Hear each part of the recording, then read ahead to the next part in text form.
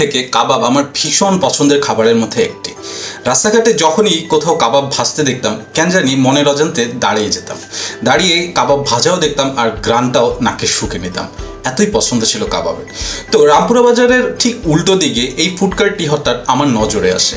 ফুডকার্টটির কোনো নাম ছিল না, কথা বলে জানতে পারলাম তারা দোকানটি রিসেন্টলি দিয়েছেন, এখনও তারা নাম ঠিক করে উঠতে পারেননি। উপরন্তু আমাকে জিজ্ঞেস করলেন যে কোনো একটা ভালো নাম সাজেস্ট করতে। তো তাদের দোকানে আইটেম ইনিশিয়ালি ছিল কেবল দুটো, একটা হচ্ছে চিকেন বটি কাবাব আর একটা হচ্ছে ড্রামস্টিকের সেট।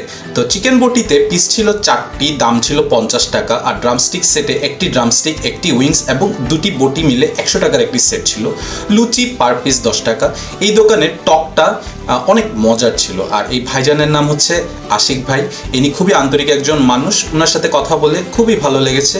রাস্তার সাইডে খাবারের দোকান হওয়া সত্ত্বেও উনি যথেষ্ট হাইজিন মেনটেন করার চেষ্টা করেছেন, কিন্তু আমরা যারা রাস্তার পাশে স্ট্রিট ফুড কার্টগুলোতে খেয়ে অভ্যস্ত তারা জানি যে খাবারের আসলে স্বাদটাই মুখ্য, জিভে জল আসাটাই মুখ্য। রাস্তাঘাটের ধুলাবালি আমাদেরকে ওভাবে ইনফ্লুয়েন্স করে না, আমাদের উপর এফেক্ট করে না। সো কাবাব যাদের পছন্দ তারা অবশ্যই কমেন্ট করতে ভুলবেন না, চ্যানেলটি লাইক করুন এবং সাবস্ক্রাইব করুন, সাথে থাকুন। ধন্যবাদ।